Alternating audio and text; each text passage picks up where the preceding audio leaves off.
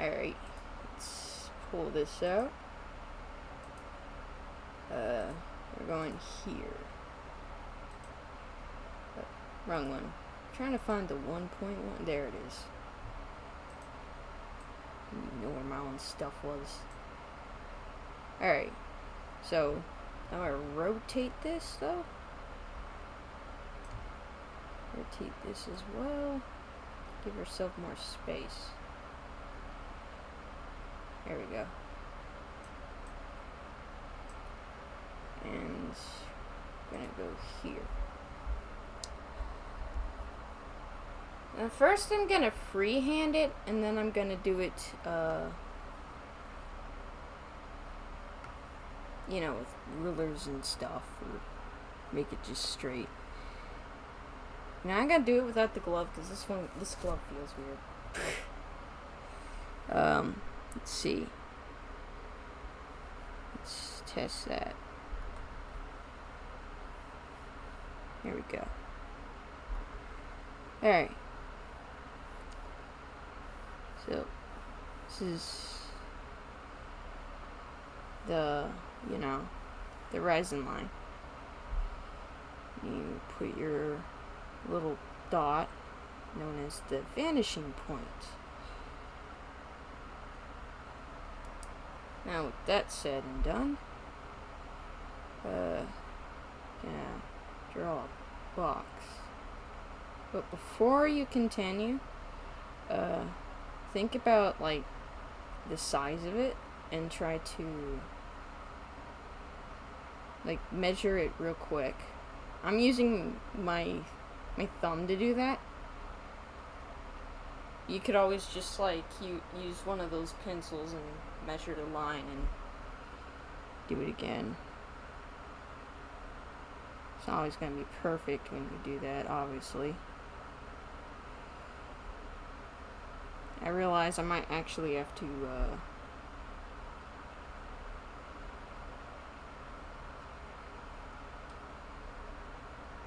I'm gonna cheat a little.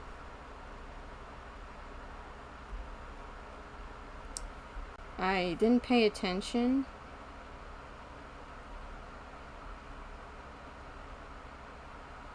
There we go. Get lowered down a little bit. Yes, I cheated a little.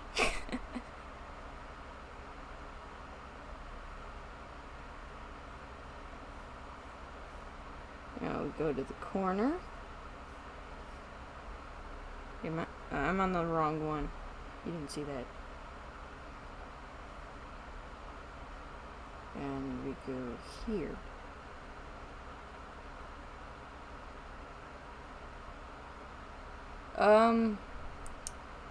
Can someone let Tiri or Tiri, how you pronounce it, know that there'll be a recording? I kind of can't touch the keyboard right now.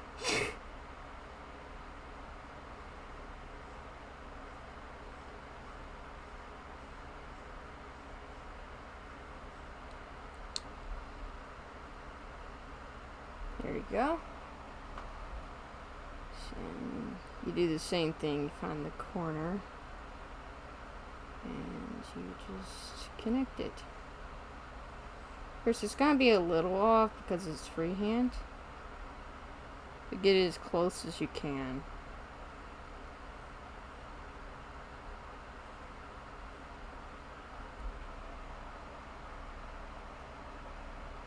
Apparently that's as close as I can get it. So you can also measure the part and then add that right here. So you'll measure the box and then you put it there as best as you can.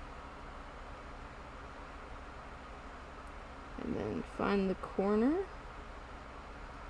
Add the straightest line you can do.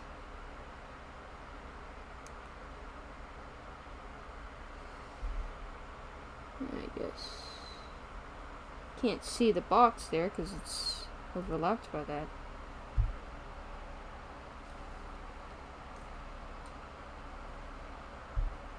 Okay.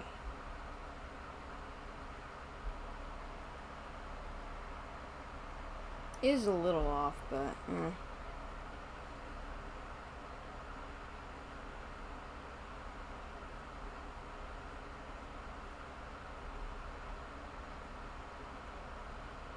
shortened it over here. Now this is a rectangle, so obviously this size is going to be shorter. This side is longer.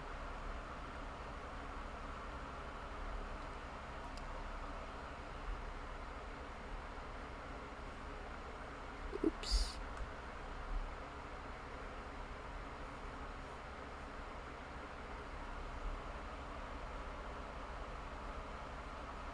Kind of caught me on one of my off days. Oof.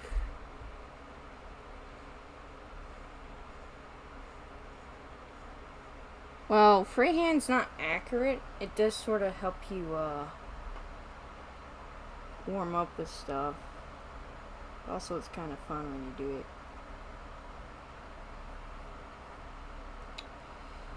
Then we cut it off.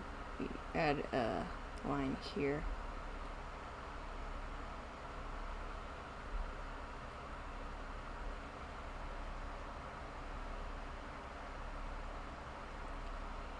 And we go here. Oops. This is where I rotate my screen so I don't critically mess it up again. Horizontally mess it up, but yeah, you get what I mean. I think I made it crooked. There we go.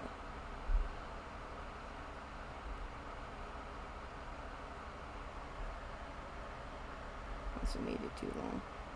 That's okay. I can always edit it out. If you're doing it on paper, you can draw lightly so you don't have to see that, I guess. Here we go. Altered it to the best of my abilities.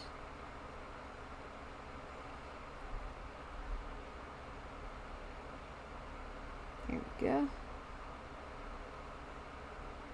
Find the corner again.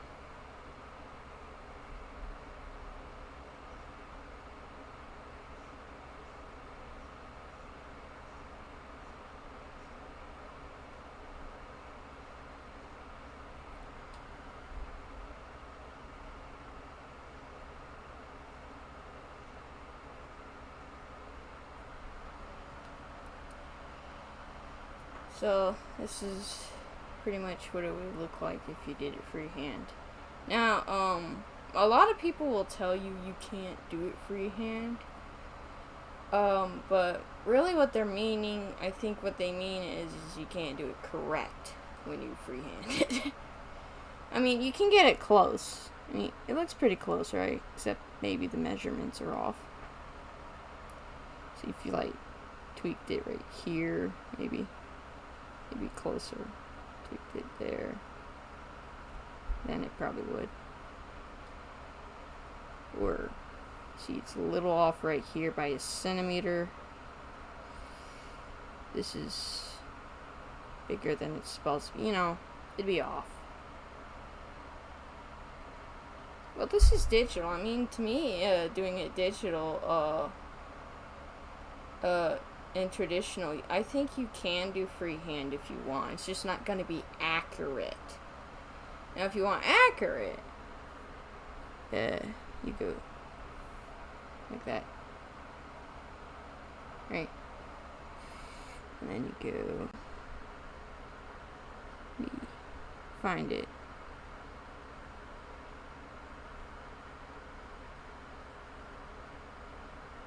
Why is the rectangle circly? I need to find out.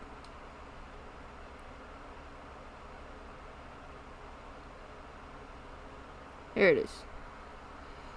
And you go here. Like that.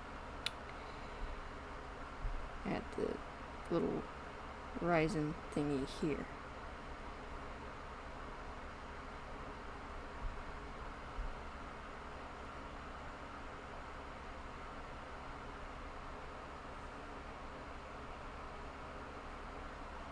And it's more accurate. The whole purpose of freehand is to just roughly get it there. We can also like go over it and sort of fix it.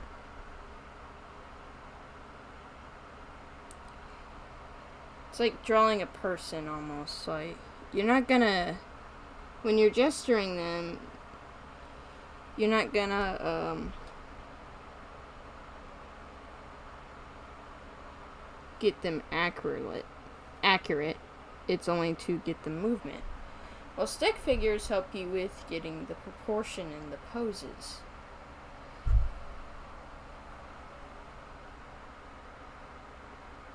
Though it does help to measure your stuff first. Though there are a few ways that you can measure someone or measure perspective. You can take even your little stylus and measure it, put it on the paper. Maybe it's like this tall, this wide, and then you sort of repeat it. You could also use a ruler. Some programs do come with rulers. You can also like physically use your thumb or your finger. Sometimes it works. Another way that you can remember is what's called the 90-degree angle. Usually it means that it's equal sizes on all of the planes, and all of the lines are equal to each other, even in perspective. So, like this thing right here.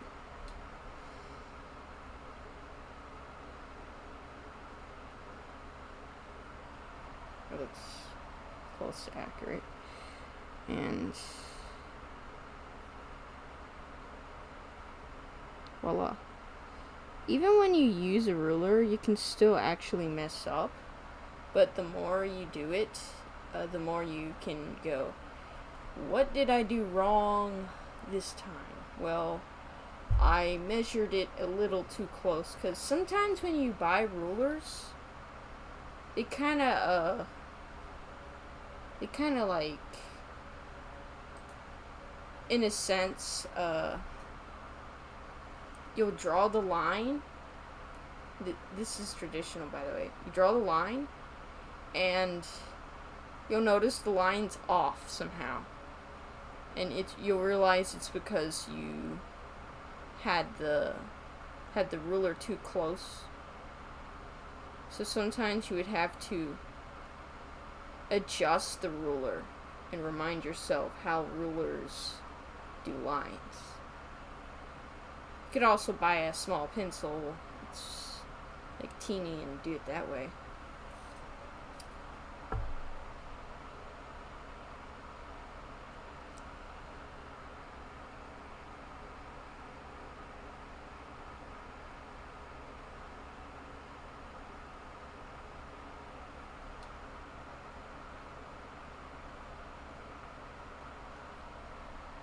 It's a little off because I'm having one of my burnout days. But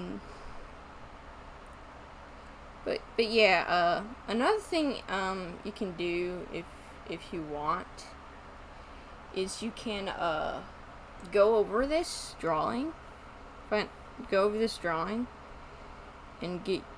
sort of like trace over the image. And freehand, and you can do that with the ruler too, and sort of get in the groove of it, and then do it without doing that. For example, you sort of get as close as you can.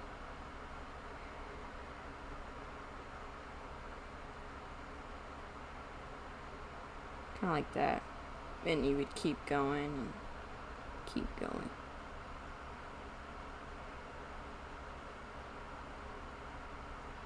I mean, that's one way to do it.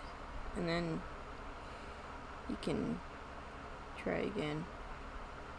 Do it again. So you can go over the image and do that, and then you can do it on your own and see how well you do.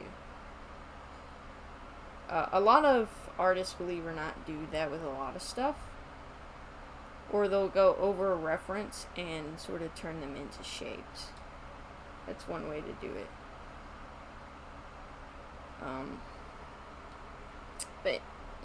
But if you're trying to draw the stuff from your imagination, you would go about it differently. Like, hold on. Let's clear that out. Say your thing looks like this. And your thing's right here.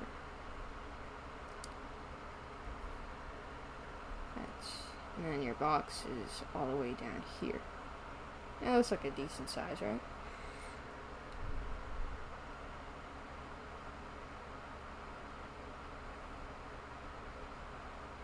Good.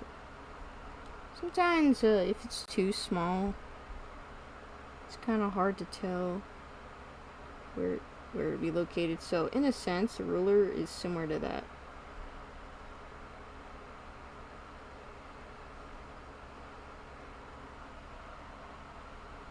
Mostly lined up. Kind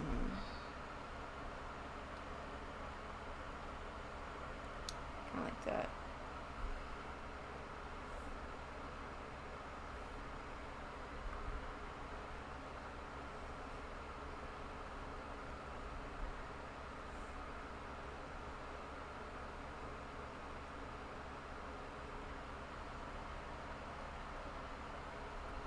Sometimes I go back if I think I messed up. So I'm a bit of a perfectionist.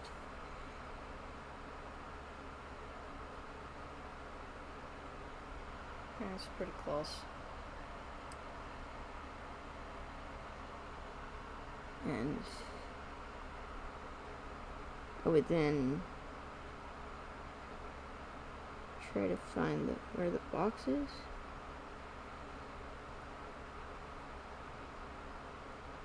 Line that up there. Line that up here. That's one way of doing it.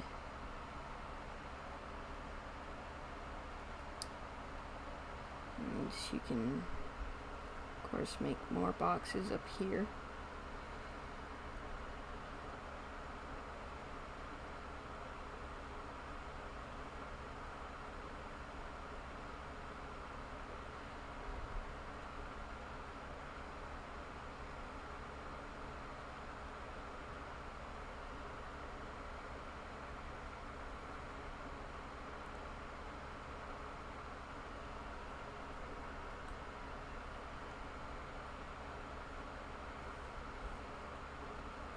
Now, if you're doing this traditionally, you can't just do Control-Z over and over. So, what you would do is make sure that your ruler is lined up exactly where you want and ghost the line. Like, don't actually draw the line, ghost it. And if you think that line is going to work, then lightly draw that in and get darker and darker. Not too dark, obviously. And then add that line there.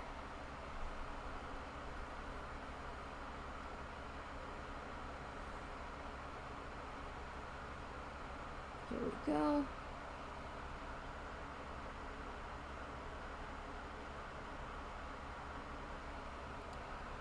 And then, of course, line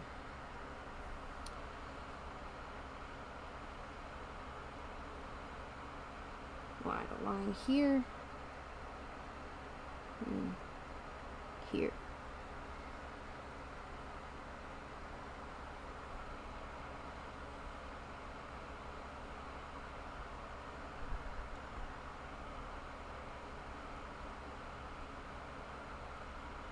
Oh boy.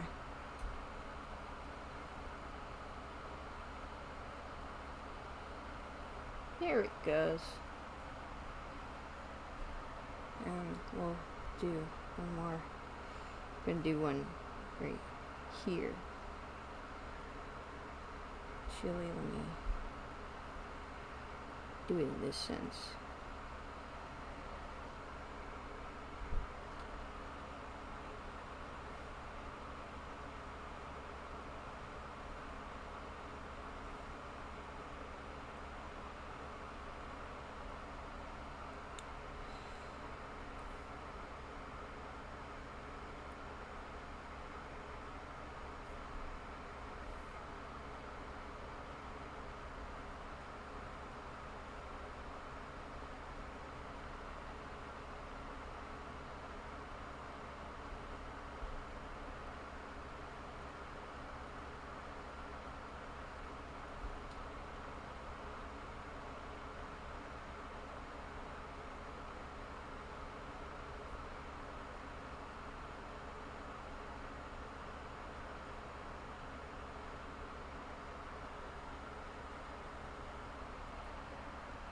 Something along those lines.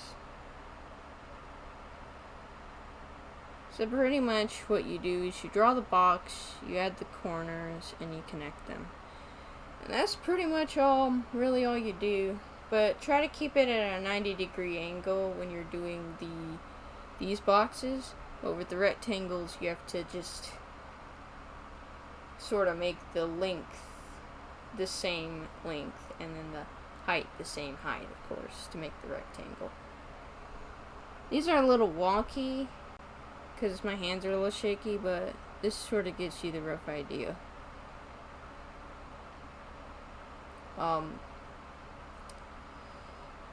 And you can do this with 2-point as well. 2-point's very similar. Usually if you hit shift you can make this straight, which probably means that my thing's not completely... There we are. So let's put it here. I think that's a good place.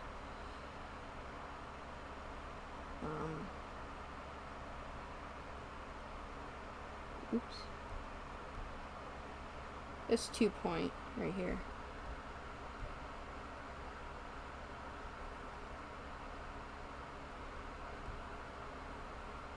Usually the classes teach you this one.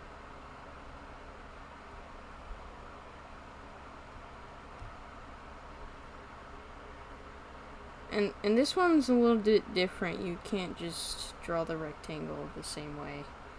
First you draw this. Well, before you do, you have to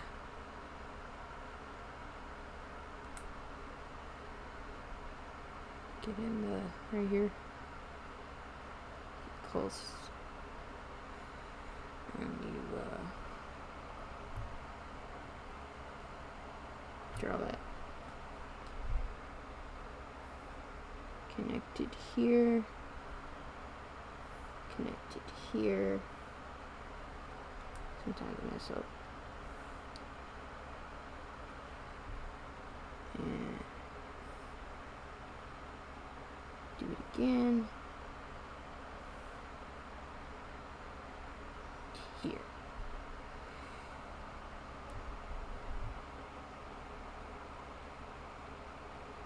So do there. Let me connect the corner over here.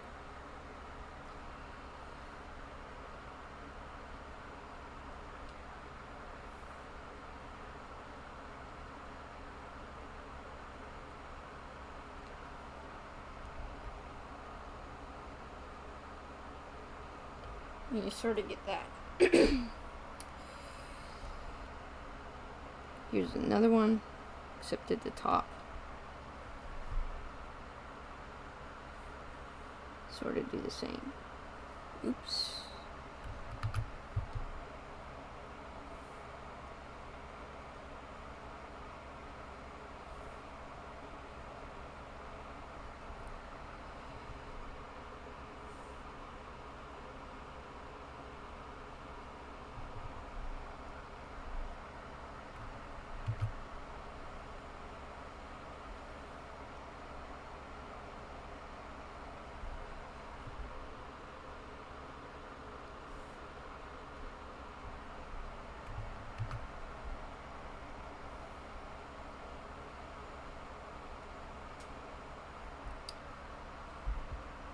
And we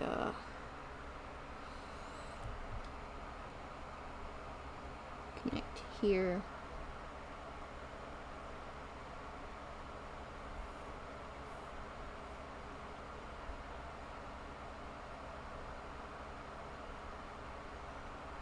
Oops.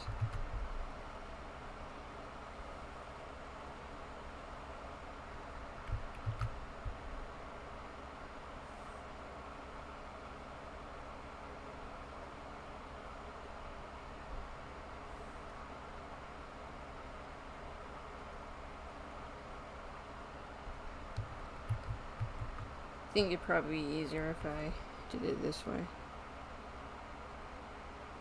Sometimes it is, sometimes it isn't.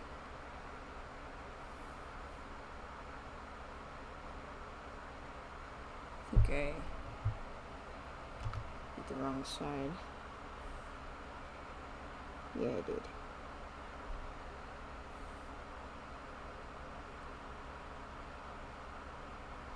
Just got that. So it's the same principle, except you're not like drawing a box right away. You're drawing a line, and then you're connecting the two things, and then you have another line, and then sort of repeat the same process. 3-point is similar to that, not entirely the same, but see if I can find an example.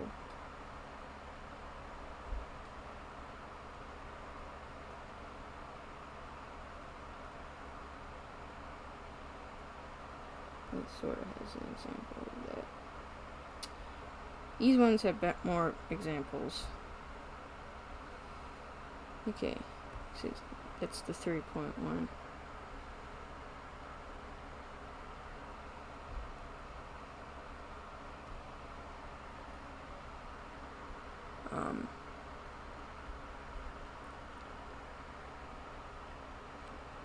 So you have that, and that, and that.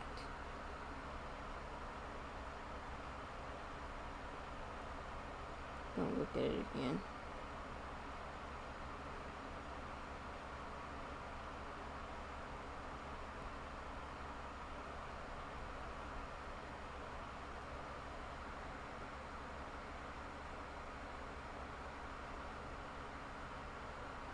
Yeah, okay.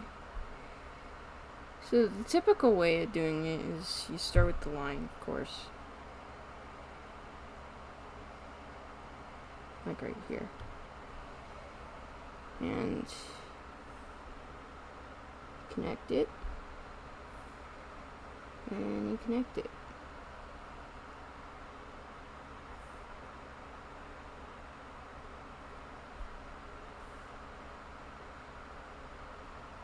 Do it like that. And then you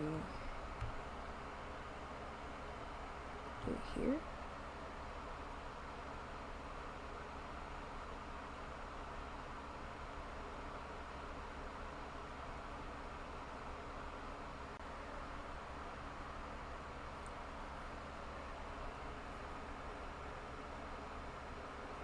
I just realized it sort of did it kind of wrong. I hate when I do that.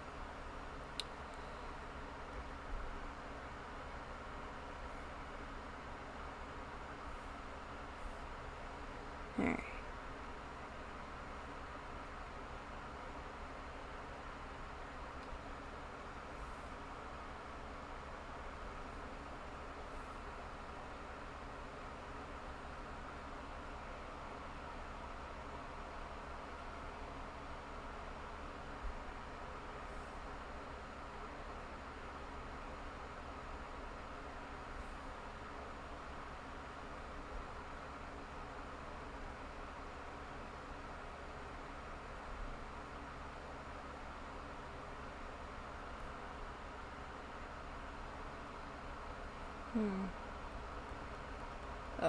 Let me actually look at it again.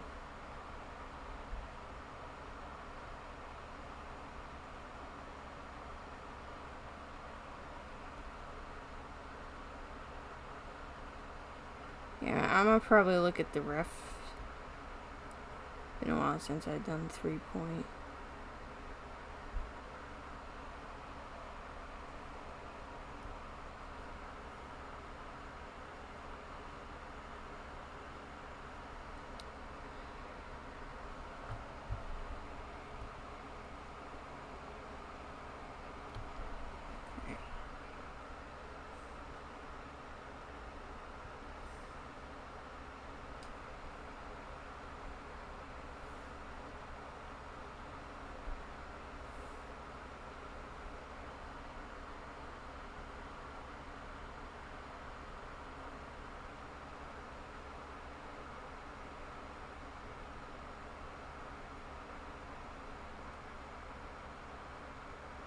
So, yeah, that's what I was doing. I was forgetting that it's not completely straight. Unlike 2-point and 1-point. You do have to angle it a bit. Because 3 points all the way down there.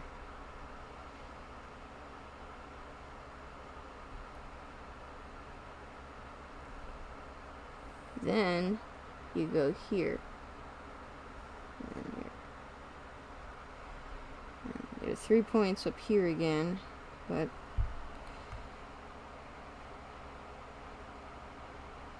you're not supposed to get it all the way at the bottom.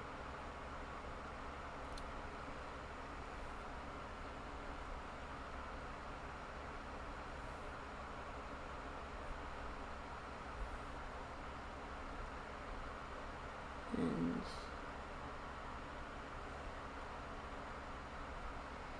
so it sort of looks like that.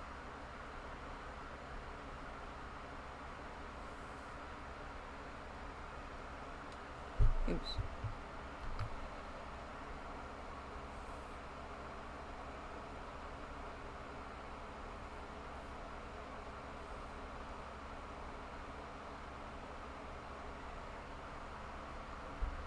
I think I might have to do this one particularly over again. Not completely over. Just a little bit. Alright. So there's right there.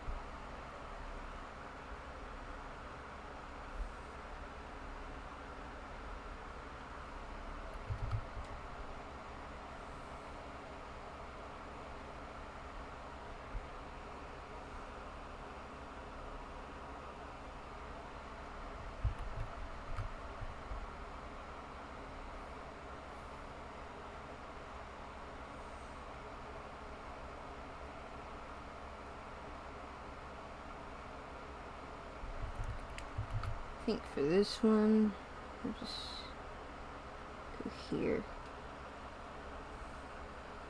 Don't connect. Alright, this one's a little tough.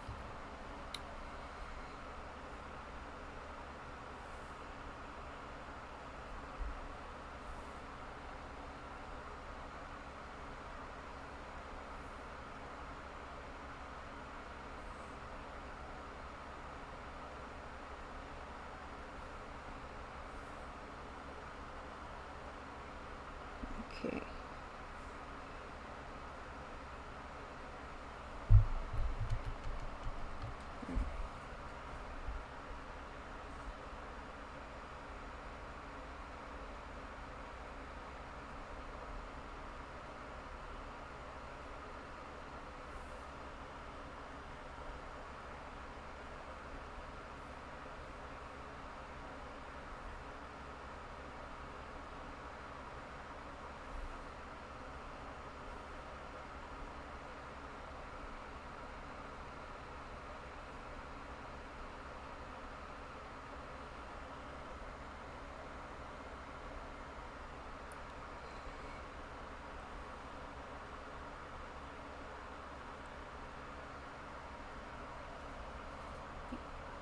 I think that's close enough. But yeah, you get the point. This one's more, angled. like a diagonal line almost. Almost looks like a pyramid almost. So I guess you could think of it as a pyramid. The third horizon line. No, not third horizon line. Third vanishing point is almost kind of like you're making a triangle out of it almost.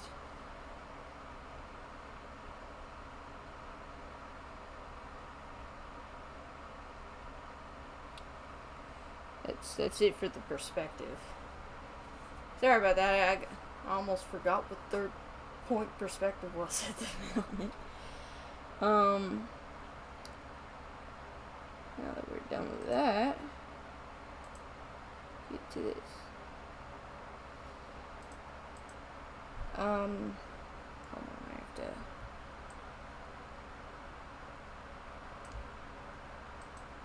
Readjust this. So,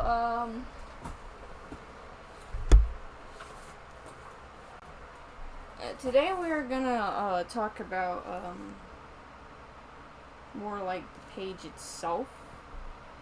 Typically, there are a few things in a comic that you should know. There are panels, which if I can find my pen, I can point it to it. The panels are these little things.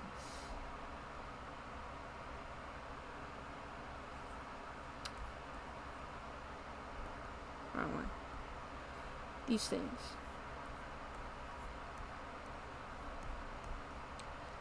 And in each panel, it's sort of telling a story. And each panel sort of flows with each other. In a sense, it's going this way, to go this way.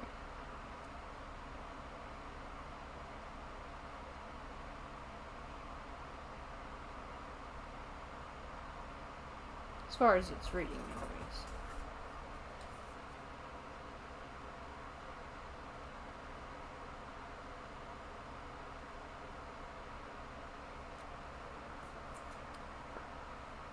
And the little spaces between these things, we call it a gutter, which we'll put a G for that.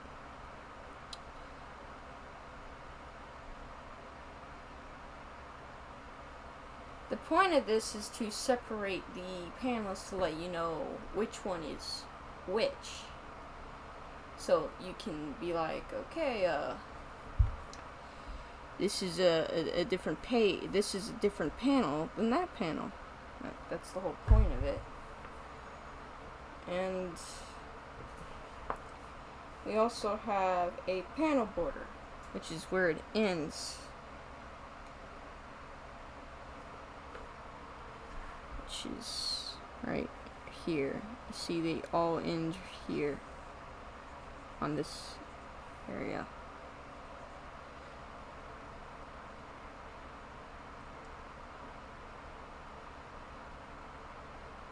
And then we have what we call a indica area, which tells you who it's published by. Normally it's a box, but it's not all. It doesn't appear in every comic, but unless it's near the end, for the most part, or at the beginning. But webtoons, webtoon comics, you always see them at the very end of the comic. And they'll have, most of them would have a picture and some title, like some text font thing going on.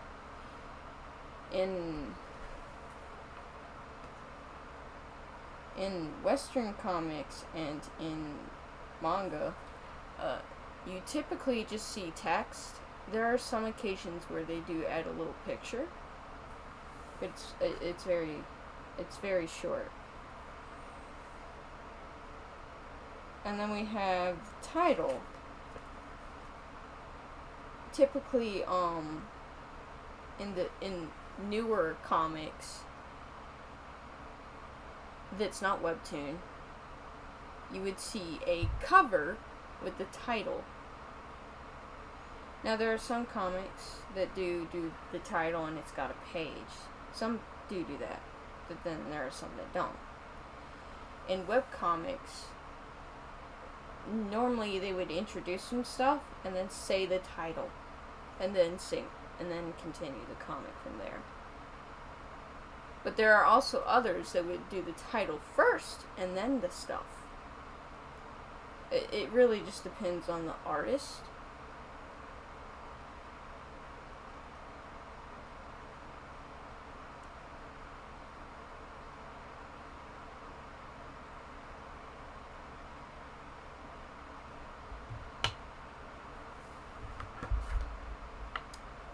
Yeah, I don't know if I have any examples of that in here. No, I don't. Good example of a gutter.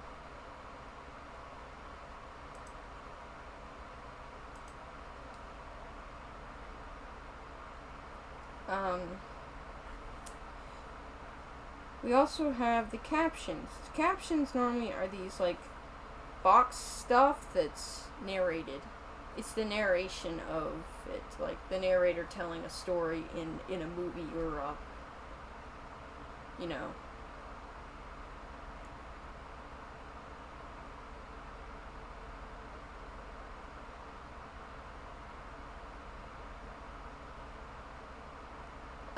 that's fine. You can come back when, you can come back and watch the recording. That doesn't bother me. We're almost done anyways, so it kind of works. As I was saying, with the caption, it's like a narration, like, Bobby went to school that day, and maybe the page will show you Bobby going to school. It's kind of like that. Now you also have credits, which also happen to be with the text. With the title. So you would often see that together, or you would see that at the very end when they're giving like the whole the publishing and copyright information, normally. So then we go to word balloon or word bubble.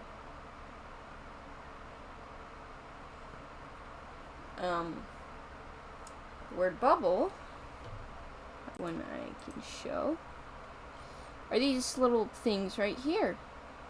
So typically they look like a balloon or a bubble or an ellipse. And then they would add the text. They make sure it fit and then it's not too much information. Unless it's Marvel, because Marvel likes adding way too much text in their stuff. Next to this, the balloon, if you look below it, or this, it's called the balloon pointer. I call it the tail. And typically it would direct you to who's talking. But there are particular ways that you don't do word balloons. One of the ways is in this panel. If you put it close to here, it looked like it's destroying his nose or something. And there's not enough area to put it right here. You can, however, sort of change it here instead if you wanted. Or you could go here. But they probably thought that looked funny. Which it kind of does. Now, the way that you design your word bubbles really depends on the artist.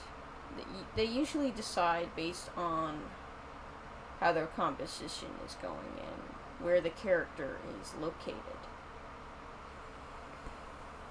Now, it is technically coming from their mouth, so it would be in the direction of where their mouth is, in a sense of that direction. Kind of like that. You know. But it really depends on the way the artist wants it located. What looks good to the composition, to them, and to the editor. Now, there's also what we call a thought bubble. They always look like clouds. I don't know if there's not an example of that. In any of the examples I have, there's not an example of it. But typically you would see it in a cloud-like thing. Or they would change the color of the balloon or the text to tell you that they're thinking to themselves. That's another way of doing it. Then we have what we call panel borders. The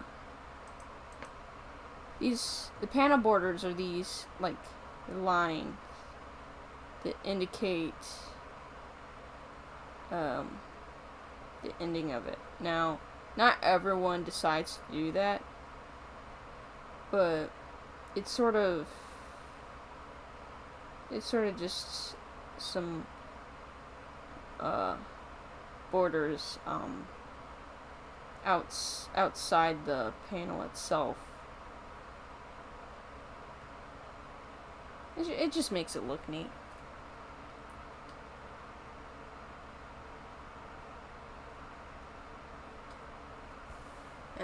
That's pretty much most of it. Now the only thing left we have to talk about is a small introduction to. So I want to show you like a quick way people do comic pages, or at least a panel. So first, they would always come up with more than 50 ways of drawing a panel. And typically they do it through thumbnails. We gotta pick a bigger brush. Bigger than that. Maybe this big. And they would lightly sketch that in. There it is. And they would try to understand the composition.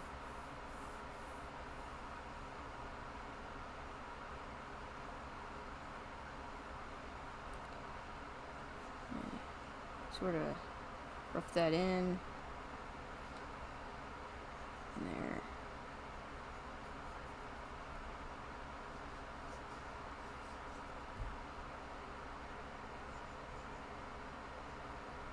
They would quickly sketch it in, get in what they need.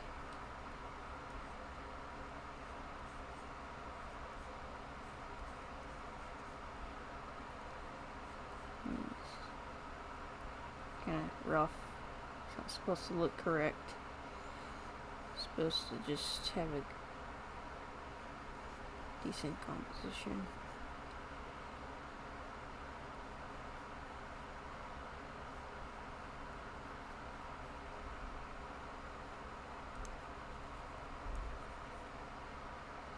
I think my brush decided to become dark.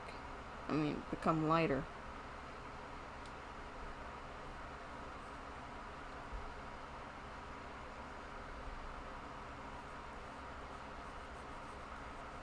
Yeah, you would rough that in.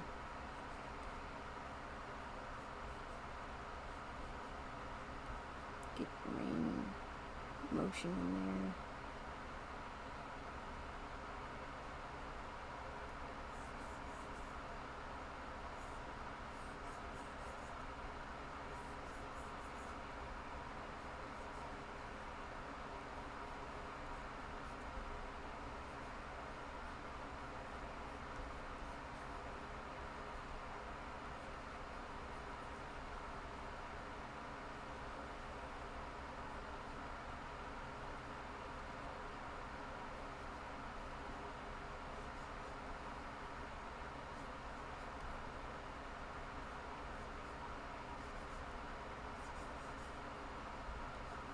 some weird noodle thingies in there. I don't know.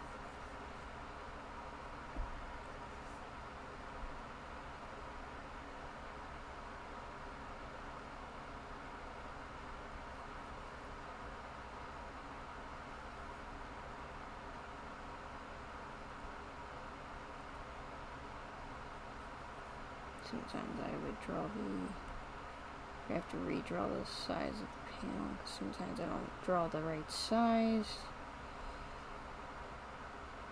And sort of extend it. That's kind of what it would look like. And you would have to like make all these thumbnails. This is sort of what they do. They'll like go, this is the first thumbnail, now we gotta rearrange it because this wasn't right, and they would just make multiple thumbnails until it's more accurate to what they're looking for, and then they would move on to the actual sketching phase. Now the whole point of thumbnails is just to get the idea down. That's why it doesn't matter if the anatomy sucks or how you draw them. What matters is the placement of it, like where the bird is, where the person is, where the rest of these things are, plus the building. And then after you've decided whether or not you like it, you move on to doing the stick figures, the gesture, and then you add the perspective and the the actual anatomy and all that, the volumes. And finally you get to the design, and then you have to end up going to the line art, to the coloring, to the shading. It's a process, but normally they start here. So to recap, we talked about the importance, like the basics of the page. We talked about a little bit of thumbnails and a little bit of perspective. I'm gonna show you. I'm gonna send more examples of perspective later on. Like in a document, of course, so that way you guys can look at it and view it and practice it. And you can do this either traditional or digital, doesn't really matter. What matters is that you just do the practice boxes, and that as far as thumbnails go, I'm not gonna recommend doing that just yet. This was just an example. We'll get into the more comic stuff once we get used to doing more of the basics. The whole point is we start with the basics first, and then we get into the other stuff, because it's going to require perspective and gesture and anatomy and all that stuff in order to do these thumbnails. Thanks. It was actually a quick one. But most of them are supposed to be quick anyway, so. But that was it for today. All you have to do is practice drawing boxes in 1-point, 2-point, 3-point perspective, and I will send examples later on today or tomorrow, depending on my schedule, that you can practice. And then we'll move on to we're gonna move on to doing stick figures with animals. That's the next one. As far as the comment goes, we're gonna talk about how to do word bubbles. Alright. Yeah. I'm not very good at wrapping up, but see you next time.